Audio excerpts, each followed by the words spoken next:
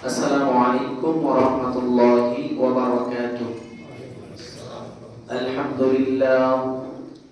لله نحمده ونستعينه ونستغفره ونعوذ بالله من شرور أنفسنا ومن سيئات أعمالنا. من يهده الله فلا مضل له ومن يضلله فلا هادي له. ونشهد أن لا إله إلا الله وحده لا شريك له. ونشهد أن سيدنا وسندنا وحبيبنا وطبيبنا وطبيب قلوبنا ومولانا محمدا عبده ورسوله أرسله بالحق بشيرا ونذيرا وداعيا إلى الله بإذنه وسراجا وقمرا منيرا.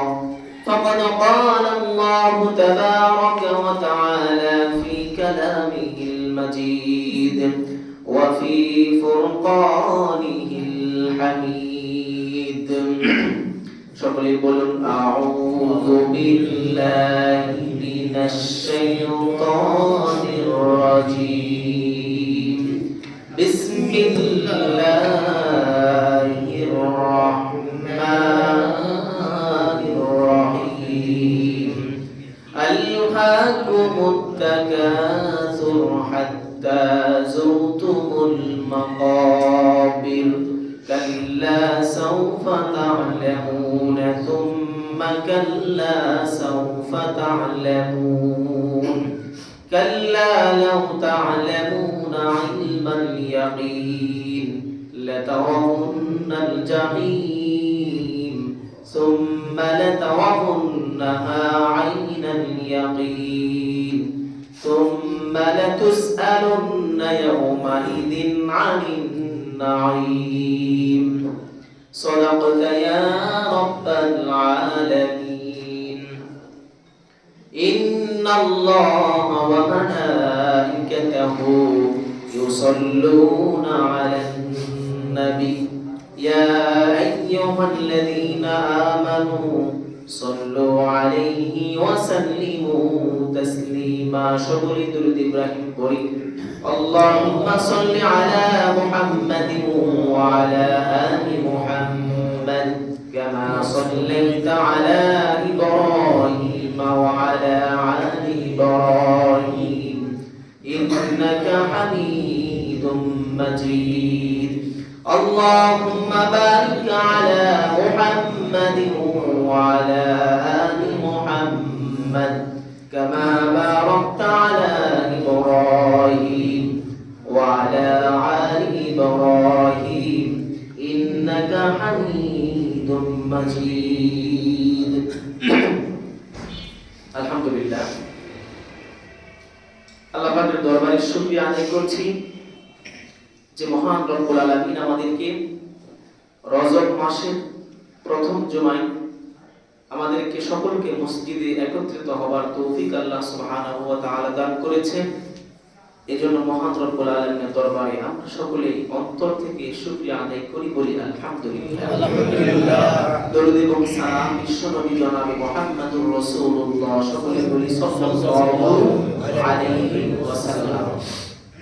রজব মাস আসলে আল্লাহ রাসূল সাল্লাল্লাহু আলাইহি ওয়াসাল্লাম বেশি বেশি একটা দোয়া করতেন। দোয়াটা হচ্ছে, আমার সাথে বলেন, আল্লাহুম্মা বারিক লানা ফি রজব ওয়া শাবান ওয়া বাল্লিগনা রমাদান। আল্লাহ রাসূল সাল্লাল্লাহু আলাইহি ওয়াসাল্লাম রজব মাস পড়া মাত্রই তিনি রমজান পর্যন্ত এই দোয়াটা পড়তেই থাকবেন। আমরা সবাই যারা যারা পারি এই দোয়াটা আমরা পড়ব ইনশাআল্লাহ।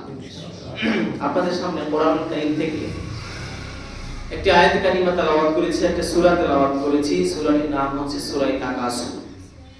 আল্লাহ রাব্বুল আলামিন যদি আল্লাহ তৌফিক দান করে তাহলে এই একটি সূরার উপর সংক্ষিপ্ত আকারে কিছু আলোচনা করব ইনশাআল্লাহ। এর আগে বলি যে গতকাল আমরা একজন বাইকে কবরস্থ করেছি। এই মহল্লার অত্যন্ত সম্মানিত একজন মানুষ, অনেকের সুখে দুঃখে পাশে থেকেছেন। দেখেন, একটা জিনিস চিন্তা করে দেখেন, আপনারা পাড়া প্রতিবেশী আশেপাশে যত মানুষ আছে সবাই কি আমরা পেরেছি তাকে পৃথিবীতে রাখতে? পেরেছি? পারিনি। কেন? কারণ তাকে এই পৃথিবীতে রাখার মতো শক্তি আমাদের কারো। এই মুহূর্তে যদি আমি এই জায়গাতে ইন্তেকাল করি, আমার পরিবার, আমার সমাজ, আমার আত্মীয় স্বজন কেউ আমাকে আটকাতে পারবে না। পারবে? কেউ পারবে। কেন?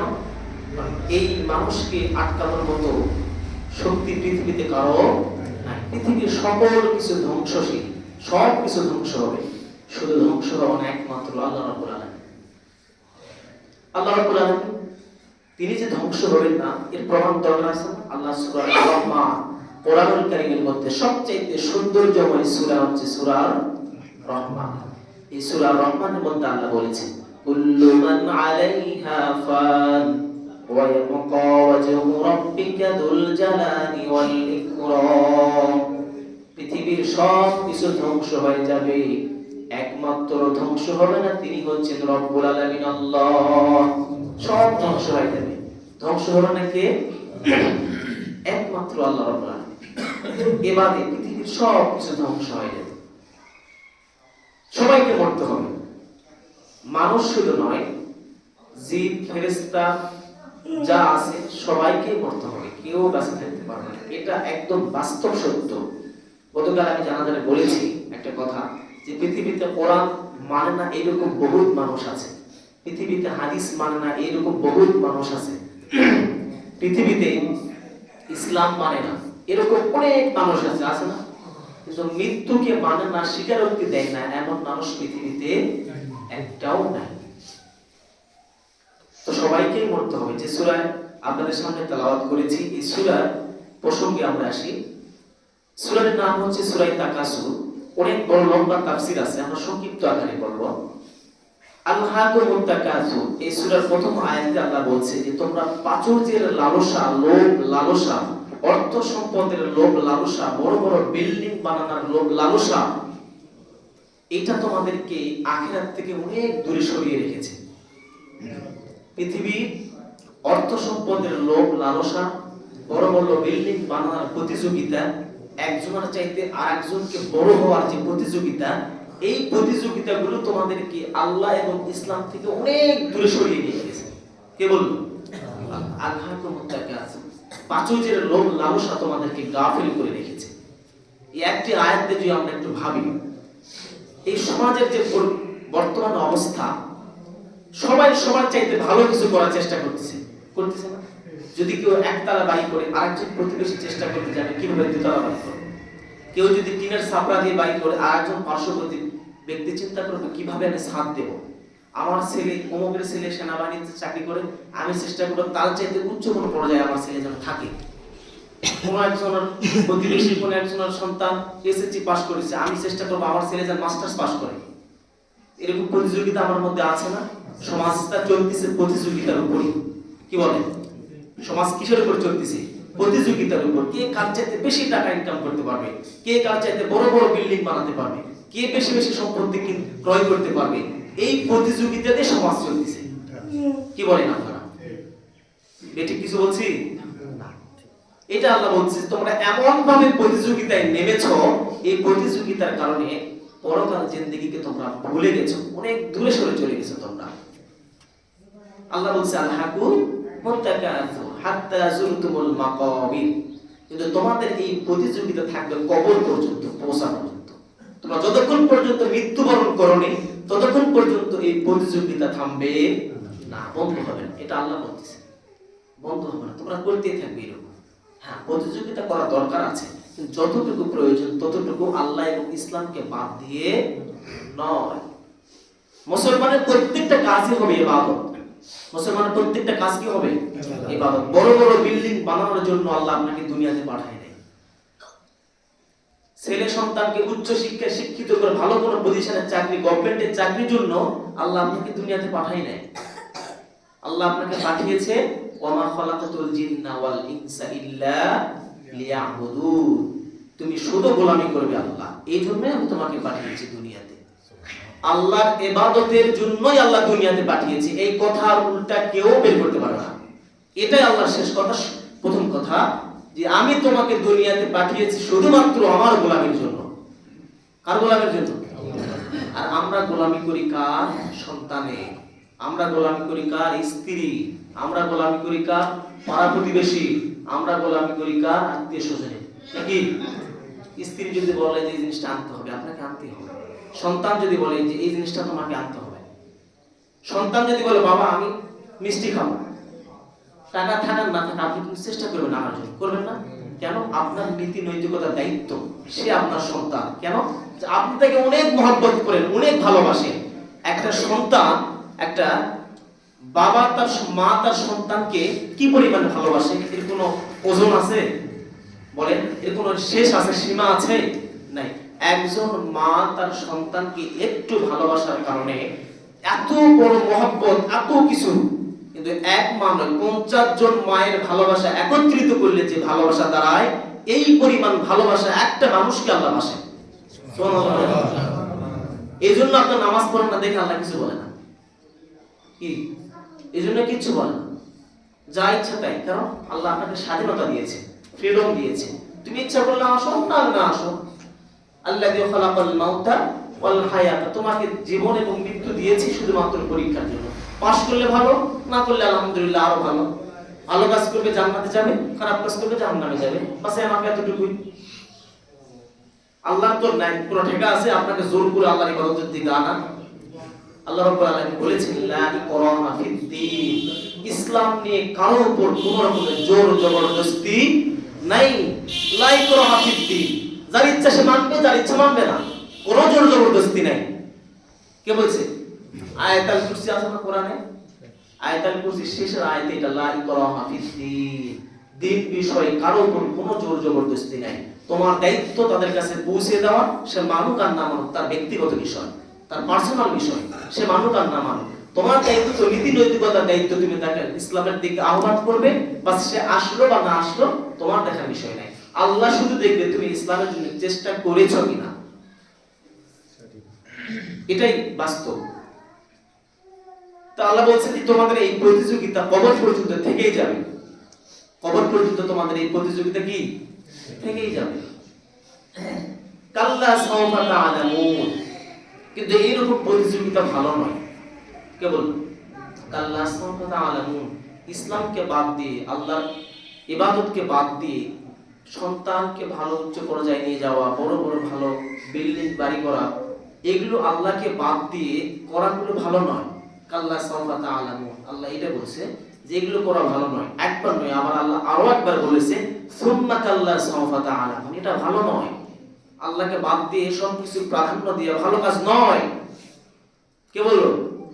দুইবার বলেছে কাল্লা সাওফা তা'লামুন, সুম্মা অতঃপর কাল্লা সাওফা তা'লামুন, এগুলো ভালো নয়।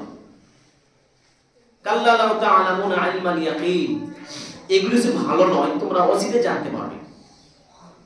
এই কাজগুলো যে ভালো নয় তোমরা অচিরে জানতে পারবে।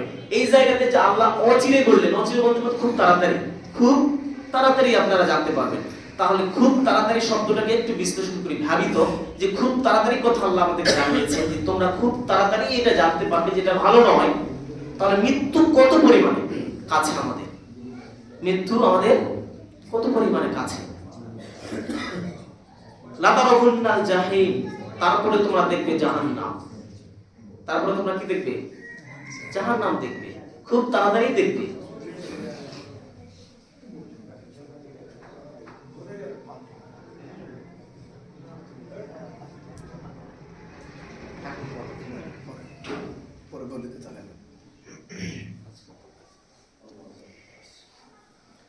লাতারাবুন্নাল জাহিম, তোমরা ওয়ালাইকুম আসসালাম, তো লাতারাবুন্নাল জাহিম, তোমরা অচিরে দেখতে পারবে জাহান্নাম। সুম্মা লাতারাবুন্নাহা আইনাল ইয়াকিন, তা অবশ্যই তোমরা দেখবে, এতে কোনো সন্দেহ নাই। সুম্মা লাতুসআলুন্না ইয়াওমা ইদিন আনিন নাঈম, সেদিন কিয়ামতের ময়দানে কিন্তু আমি তোমাদেরকে অবশ্যই জিজ্ঞাসা করব, সুম্মা লা তুসআলুন্না ইয়াওমাইদিন আনিন নাঈম, যেই কারণে তোমরা ইবাদত বন্দেগী করনি প্রত্যেকটা কাজের হিসাব আমি আল্লাহ তোমাদের কাছ থেকে নেব। সুম্মা লা তুসআলুন্না ইয়াওমাইদিন আনিন নাঈম, আমার ইবাদতগুলোকে বাদ দিয়ে তোমরা যে কাজে ব্যস্ত ছিলে সবগুলোর হিসাব আমি আল্লাহ নেব। আল্লাহ জিজ্ঞেস করে, বলো তো কেন নামাজে আসোনি? কি উত্তর দেবে? কারণ কিয়ামতের ময়দানে আল্লাহ সর্বপ্রথম মানুষকে যে প্রশ্নটা করবে ডাক দিয়ে, যে সামনে আসো, আমার কাছে আসো। আল্লাহ বলবে আমার কাছে আসো। যাবেন আউয়ালু মা ইউহাসাবু বিহিল আবদু ইয়াউমাল কিয়ামাতিস সালাহ। আল্লাহ রাসূলের হাদিস, মানুষকে আল্লাহ সামনে থেকে প্রথমে জিজ্ঞাসা করবে আউয়ালু মা ইউহাসাবু বিহিল আবদু, বলো তো তুমি কেন নামাজ পড়োনি? তোমার কি সমস্যা ছিল দুনিয়াতে? তোমাকে আমি কি দেই? তোমার স্ত্রী দরকার দিয়েছি, সন্তান দরকার ছিল তাও দিয়েছি, তোমার অর্থ সম্পদের দরকার তাও দিয়েছি, তোমার জমি জিরাত যা আছে গোটা জমি তোমাকে আমি দিয়ে দিয়েছি, কিন্তু কেন নামাজ পড়লে না বলো? উত্তর কি দিবেন? আছে উত্তর? বলেন যে না আল্লাহ এই ঘুম ধরছিল এই জন্য আসিনি, ফজরের সময় ঠান্ডা কে আসবে এই জন্য আসিনি, এরকম কিছু বলো না? গেছে মাঠে খেতে সময় নাই, আজান দিচ্ছে, দেখ সমস্যা নাই, পরে নামাজ পড়বো না, লাতি মুতির মুখ দেখে নামাজ ধরবো নাকি বলেন? এরকম সুযোগ না? আউয়ালু মা ইউহাসাবু বিহিল আবদু ইয়াউমাল কিয়ামাতিস সালাহ, কোনো সান নাই। প্রথম জিজ্ঞাসাই আল্লাহ করবে এটা, যে তুমি কেন নামাজে আসোনি? বলো কেন আসোনি? যখন কোনো উত্তর আসবে না, ঠিক আছে, পরবর্তী আমলনামাগুলো কি কি আছে দেখি। সে নামাজ পড়েনি কিন্তু দান সদকা করছে বা ভালো কাজ করছে, সে নামাজ পড়েনি কিন্তু হজ করছে, খুব ভালো। সে নামাজ পড়েনি কিন্তু মানুষকে সৎ কাজের আদেশ অসৎ কাজে নিষেধ করছে, নামাজ ব্যতীত সব ভালো কাজ করছে। নামাজ পড়েনি, আল্লাহ বলে সব আমলনামা ক্রস করে দাও, একটাও আল্লাহর কাছে গ্রহণযোগ্য হবে না। নামাজ ধরে পূর্ণ কাজ যদি ভালো নাও হয় তাও আল্লাহ কবুল করবে। নামাজ যদি ঠিক থাকে, নামাজটা যদি ঠিক থাকে, পূর্ণ কাজ যদি কম হয় তাও আল্লাহ কবুল করবে। নামাজের গুরুত্ব আছে জানেন না? আল্লাহ রাসূল সাল্লাল্লাহু আলাইহি ওয়াসাল্লাম যখন মেরাজ থেকে এসেছেন, প্রথমে কয় ওয়াক্ত নামাজ নিয়ে এসেছিল? 50 ওয়াক্ত। সেটাকে মুসা আলাইহিস সালামের পরামর্শক্রমে কমাতে কমাতে কয় ওয়াক্ত নিয়ে আসছে? 5 ওয়াক্ত। তো আল্লাহ রাসূল লাস্টে বলেছে যে ইয়া হাবিবাল্লাহ, আপনার কোন উম্মত যদি এই 5 ওয়াক্ত নামাজ জামাতের সহিত পড়ে, তাহলে এই 5 ওয়াক্ত পড়ার কারণে আমি আল্লাহ তাকে 50 ওয়াক্ত নামাজ পড়ার সওয়াবই তার আমলে দিয়ে দেব। সুবহানাল্লাহ, সুবহানাল্লাহ বলেন। হিসাব করছেন? 50টা কমিয়ে আল্লাহ 5 এর জায়গা দিয়ে দিয়েছে। মানে ধীরে ধীরে মারা 1000 মারছে, এইভাবে ধীরে ধীরে মারতেছেন একটা ব্যক্তিকে। কিন্তু জোরে যদি একটা লাফত মারেন, তাহলে 1000 নারী চাইতে একটা নারী যথেষ্ট নয়। তো আল্লাহ 50 ওয়াক্ত নামাজের যে ফজিলত আল্লাহ 5 ওয়াক্তের মধ্যে ঢুকে দিয়েছেন। সুবহানাল্লাহ। এই গ্রাম থেকে যদি কোন একটা ব্যক্তি বাজারে যায়, আপনার অত্যন্ত পেটের সমস্যা, গ্যাস্ট্রিকের সমস্যা, আপনি বলতেছেন যে আপনি যেহেতু বাজারে যাচ্ছেন আমার জন্য একটা গ্যাস ট্যাবলেট নিয়ে আসবেন। আপনি একবার নয় 20 বার থেকে 30 বার তাকে বলছেন। কয়বার? 30 বার। ধরে না আমাকে বলতেছেন যে হুজুর আপনি বাজারে যাচ্ছেন, আমার একটু সমস্যা, আপনি আমার একটা গ্যাসের ট্যাবলেট নিয়ে আসবেন। আপনি আমাকে একবার নয় 2 বার নয় 30 বার বলছেন। কয়বার? 30 বার। আমি বাজারে গেলাম, সব কাজকর্ম শেষ করে আমি বাড়িতে আসলাম। আসে যদি আমি আপনাকে বলি, আপনি বলতেছেন যে হুজুর আপনাকে একটা গ্যাসের ট্যাবলেট আনতে বলছিলাম, আনছেন? আমি বললাম যে ভাই আমি তো আনি না। তখন আপনারা কি মনে করবেন? বলেন তো কি মনে করবেন? আপনাদের ভাবমূর্তি দিয়ে বলি যে আসলে হুজুর কাজটা ঠিক করলো না, হুজুর ভালো না, রাইট কিনা? আল্লাহ রাব্বুল আলামিন কোরআনুল কারীমের মধ্যে প্রায় 82 বার নামাজের কথা বলেছেন। কতবার? প্রত্যেকটা দিন 5 বার মসজিদ থেকে আযান দেওয়া হয়, শুনেন না? এতবার বলার পরেও যদি আপনি নামাজ না ধরেন, তাহলে আল্লাহ আপনার কি করবে? জামায় আদর করবে। বলেন, এতবার বলার পরেও যদি আপনি নামাজ না ধরেন, তাহলে আল্লাহ আপনার কি করবে? জামায় আদর করবে না? যা দুনিয়ার সবচেয়ে ভালো মানুষ আসছে রে, কি ভালো মেহমানদের দাও, জান্নাতের 70টা উট দিয়ে দাও, যতই খাবার আছে সব খাবার তাকে দিয়ে দাও, নাকি এরকম কিছু দিবে আপনাকে? কবে ধরবেন? এই যে যিনি মারা গেলেন গতকাল, তার টপিক থেকে তো এই এতদিন পর্যন্ত আসা হলো। যিনি মারা গেলেন, পারছেন আপনাদের সূরা রহমানের মধ্যে আল্লাহ আরো একটা কথা বলেছেন, ইয়া মাশারাল জিন্নি ওয়াল ইনসি ইন ইসতাতাতুম আন তানফুদু মিন আকতারিস সামাওয়াতি ওয়াল আরদি ফানফুদু। হে পৃথিবীর মানুষ এবং জিন, প্রত্যেকই তোমাদের কাছে আমার একটা চ্যালেঞ্জ থাকলো। চ্যালেঞ্জটা কি? তোমাদের যদি শক্তি থাকে, ইয়া মাশারাল জিন্নি ওয়াল ইনস, হে মানুষ এবং জিন, তোমাদের কাছে চ্যালেঞ্জ থাকলো, যে তোমরা যদি তোমাদের শক্তি থাকে তোমরা আবার আসমান থেকে বাহিরে চলে যাও, দেখি পারবে কিনা। ইনিস্তাতাতুম আন তানফুযু মিন আকতারিস সামাওয়াতি ওয়াল আরদ, আসমান এবং জমিনের বাহিরে তোমাদের যদি কোনো শক্তি থাকে দেখি তোমরা বের হয়ে যাও, তো পারবা কিনা আমার অনুমতি ব্যতীত? পারবে? এই আসমান জমিনের বাহিরে কোনো আপনি আল্লাহর অনুমতি ক্রমে যেতে পারবেন? পারবেন। কেন? সে শক্তি আপনার নাই। আল্লাহ হাতিকে যে শক্তি দিয়েছে আপনাকে সে শক্তি দেয় নাই, উটকে যে শক্তি দিয়েছে আপনাকে সে শক্তি দেয় নাই। আপনার চাইতে আপনার গবাদি পশু গরু ছাগল এদেরকে যে শক্তি দিয়েছে তার কিঞ্চিত পরিমাণ শক্তি আল্লাহ আপনাকে দেয় নাই। কিন্তু আল্লাহ আপনাকে কি দিয়েছে? মর্যাদার দিক থেকে তাদের চাইতে হাজার হাজার লক্ষ লক্ষ কোটি কোটি কোটি গুণ মর্যাদা আল্লাহ আপনাকে বেশি দিয়েছে। সকল নবীর উম্মতের চাইতে আমাদের দাম বেশি। সব নবীর উম্মতের চাইতে মুহাম্মদ সাল্লাল্লাহু আলাইহি সাল্লামের উম্মতের দাম কি বেশি। একবার সুবহানাল্লাহ বললে এই জমিন থেকে আসমান পর্যন্ত সব ফাঁকা জায়গা আল্লাহ সওয়াব বর্ষণ করে দেয়। সুবহানাল্লাহ, সবার চাইতে আমাদের দাম বেশি। এই শেষ নবীর উম্মত যতক্ষণ পর্যন্ত জান্নাতে যাবে না কোন নবীর উম্মত জান্নাতে প্রবেশ করতে পারবে না। সুবহানাল্লাহ, সব নবী উম্মতের হাতে হাতে বেড়ে লাগানো হবে। আসামিদের বেড়ে লাগায় না, হাতে হ্যান্ডকাপ লাগায়। প্রত্যেকটা নবী উম্মত যারা খারাপ কাজ করেছে তাদের প্রত্যেকের দুই হাতে বেড়ে লাগানো হবে। কিন্তু মুহাম্মদ সাল্লাল্লাহু আলাইহি সাল্লামের উম্মতকে কখনো বেড়ে লাগানো হবে না, সে যত বড়ই দোষী হোক। সুবহানাল্লাহ বলে কত দাম আমাদের, হিসাব করছেন কত দাম? আল্লাহ রাব্বুল আলামিন আমাদের কবুল করুন। বলেন আমিন। সব নবী এবং রাসূল কোন উম্মতের সুপারিশ করতে পারবে না, কেউ না। আমার রাসূল আল্লাহর আরশ থেকে জমজম কুবের পর্যন্ত খালি দৌড়াদৌড়ি করবে। আমার কোন উম্মতকে না জানি অজান্তে শাস্তি দিয়ে দেওয়া হয়, ছুটাছুটি শুরু করে দেবে আল্লাহ রাসূল। কোন উম্মতকে ছাড় দিবে না। এক উম্মতকে যখন নিয়ে যাওয়া হবে কাঠগড়াতে, আল্লাহ সে দাঁড়াও তুমি কোথায় নিয়ে যাচ্ছ? আমার উম্মতকে কোথায় নিয়ে যাচ্ছ? জি আর রাসূলুল্লাহ, এর তো মানে রায় এসেছে জাহান্নামে দেওয়ার জন্য। তাই ঠিক আছে, দেখি এর আমলনামাতে কি কি আছে, আমলনামাগুলো দেখাও তো। আমলনামা দেখানো অনেক কিছু আছে, সামান্য কিছু মানে মিস্টেক আছে। তা আল্লাহ রাসূল বলবেন ফেরেশতা দেখে যাও তো দুনিয়াতে আর কোনো ভালো কাজ করছে কিনা। কোন আল্লাহ কোনো ভালো কাজ করে নাই। কোন প্রসাদ করে কি টিস্যু ব্যবহার করেনি? হ্যাঁ করছে, সে সেগুলো ওজন দাও। সুবহানাল্লাহ বলে সুবহানাল্লাহ। এগুলো কি করে নাই? হ্যাঁ করছে। ওজন দিয়ে আল্লাহ তাকে জান্নাতের, আল্লাহ রাসূল তাকে জান্নাতের দিকে নিয়ে যাবে।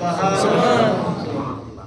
সেই নবীর উম্মত আমাদের অহংকারিত হওয়া দরকার। সব নবীদের উম্মতের হায়াত ছিল 1000 বছর 1500 বছর। তাদের 1000-1500 বছর ইবাদত করে যে নেকি অর্জন করবে, 60-65 বছর জিন্দেগিতে তার চাইতে ডবল আপনার নেকি হবে। সুবহানাল্লাহ, হিসাব করছেন? আমরা সেই নবীর উম্মত। আল্লাহ আমাদেরকে আল্লাহ গোলামি করার তৌফিক দান করুন, আমিন। সময় কম, একটা নিউজ দেই। যুবক ভাইরা যেহেতু আছেন, আর কিছুদিন পরে 31st night happy new year আছে না?